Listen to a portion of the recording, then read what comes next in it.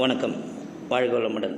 கடந்த 5ஆம் தேதி, அதாவது மார்ச் 5, 2025 அன்று காலையில் நான் காஞ்சிபுரம் நோக்கி பைக்கில் போயிட்டுருக்கும்போது வந்தவாசி தாண்டி கூழமந்தல்ங்கிற ஊரில் பேசும்பெருமாள் கோயிலில் முதல் தரிசனம் செய்தேன். அங்கே இருக்கவங்கள கேட்கும்போது அவங்க பக்கத்துலேயே சிவன் கோயில், ரோட்டை கிராஸ் பண்ணிங்கன்னா ஒரு சிவன் கோயில் இருக்குது சார்னாங்க. சரி, அதையும் பார்த்துருவோம்னு பார்த்தா அந்த கோயிலோட பேர் ரொம்ப வித்தியாசமாக இருந்தது. கங்கை கொண்ட சோழீஸ்வரம்ன்ட்டு. ஆகா, சோழர்கள் இங்கேயும் வந்து ஏதோ பண்ணியிருக்காங்கன்னு நினச்சிக்கிட்டே போனேன். தொல்லியல் துறை அதிகாரிகளால் பராமரிக்கப்படும் மிக அற்புதமான ஒரு கோயில். மக்கள் இங்கெல்லாம் ஏன் போக மாட்டேங்கிறாங்கன்னு எனக்கு புரியல. சரி, ஆன்மீகம், வேண்டுதல், சிவன் பரிகாரம், பலன் அதெல்லாம் தூரம் வச்சுட்டு நம்ம முன்னோர்கள், நம்மளை மாதிரி வாழ்ந்த நமது முன்னோர்கள் 1000 வருஷத்துக்கு முன்னாடி இப்படி ஒரு அற்புதமான கோயிலை கட்டியிருக்காங்கன்னு பெருமைப்படுறதுக்காகனாலும் மக்கள் இந்த இடத்துக்கு போகணுங்கிறது என்னோட பணிவான வேண்டுகோள். கூழமந்தல் சோழர் பாணி கோயில்களை காண வேண்டுமென்றால் தஞ்சை, கங்கை கொண்ட சோழபுரம், தாராசுரம் போன்ற இடங்களுக்கு மட்டும் சென்றால் போதும் என்று இல்லை. திருவண்ணாமலை மாவட்டம் செய்யார் வட்டத்தில் அமைந்துள்ள கூழமந்தல் கோயிலுக்கு போனாலே சோழர் காலத்தில் நுழைந்தது போன்ற ஒரு ஃபீலிங் நம்மளுக்கு வந்துடும். இந்த கோயில் வந்தவாசி காஞ்சிபுரம் சாலையில் செய்யாற்றின் வடகரையில் அமைந்துள்ளது.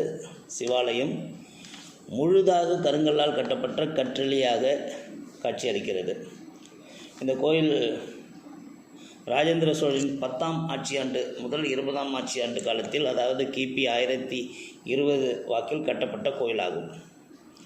இன்றிலிருந்து ஒரு 1000 வருஷம் பின்னாடி சோழர் ராஜேந்திர சோழன் ராஜராஜ சோழனோட குலகுருவாக இருந்த ஈசான சிவபண்டிதர் அவரோட நினைவராக ராஜேந்திர சோழன் கட்டியதாக கல்வெட்டு குறிப்புகள் தெரிவிக்கின்றன. நீங்கள் உடையார் பாலகுமரன் உடையார் புத்தகம் படித்தாலும், கங்கை கொண்ட சோழன் புத்தகம் படித்தாலும் இந்த ஈசான சிவபண்டிதரோட பல நேரங்களில் குறிப்பிடப்படுவார் அவங்களோட குலகுருவாக. கூழமந்தல் என்பது கல்வெட்டுகளில் ஜெயங்கொண்ட சோழ மண்டலத்தை, அதாவது இந்த கூழமந்தல்ங்கிறத கல்வெட்டில் எப்படி பண்ணியிருக்காங்கன்னா, ஜெயங்கொண்ட சோழ மண்டலத்து காழியூர் கோட்டத்து ஆக்கூர் ஊர் அடுத்த பாகூர் நாட்டு நகரம் விக்ரம சோழ கங்கை கொண்ட சோழீஸ்வரம் என்று குறிப்பிடப்படுகிறது. கிழக்கு பார்த்த கோயில், இருதளமுடைய அழகிய விமானம், அர்த்த மண்டபம், அதற்கடுத்து முகமண்டபத்துடன் அமைந்துள்ளது. இக்கோயில் சுற்றுச்சுவர் இல்லை. பத்மபந்த அதிட்டானம், அதில் மேல் அமைந்த உபபீடம் மேல் சதுர வடிவில் கருவறை அமைந்துள்ளது. கருவறை மற்றும் அர்த்த மண்டபத்தின் வெளிப்புறத்தில் சோழர்கள் மற்றும் விஜயநகர காலத்திய கல்வெட்டுகள் அமைந்துள்ளன. இக்கல்வெட்டுகளில் இக்கோயில் நிலதானம் செய்த தகவலும் ஏரியில் நீர் பங்கீடு தொடர்பான தகவலும் உள்ளது. கோயில் தென்புறத்தில் அமைந்துள்ள தேவகோட்டத்தில் பிச்சாண்டார், தட்சிணாமூர்த்தி, ஹரிகர சிவ சிற்பங்களும், மேற்கு புறத்தில் விஷ்ணு லிங்கோத்பவர் ஹரிகர சிற்பங்களும், சுப்பிரமணியர் பிரம்மா துர்க்கை சிற்பங்களும் வடக்கு நோக்கியும் அமைக்கப்பட்டுள்ளது.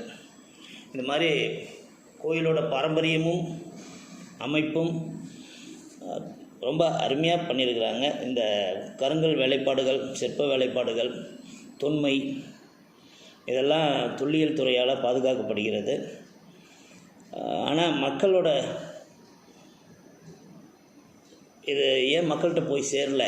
நம்ம மகாபலிபுரத்துக்கு கொடுக்குற மரியாதை, கைலாசநாதர் கோயிலுக்கு கொடுக்குற மரியாதை ஏன் இந்த கோயிலுக்கு இன்னும் கிடைக்கலன்னு எனக்கு ஆச்சரியமாக இருக்குது.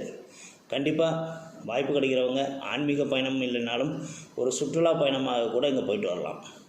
நம்ம முன்னோர்களின் கட்டிடவியல் அறிவியல், அவங்க கட்டடக்கலையில் இருந்த மேலாண்மை, கருங்கல்லை சிற்பமாக மாற்றிய அந்த சிறப்புத்தன்மைகள், இதையெல்லாம் உணர்ந்து பெருமைப்பட்டு கொள்வதற்காக வேண்டி என்றாலும் ஒரு முறை சென்று வாருங்கள். வாழ்க வளமுடன்.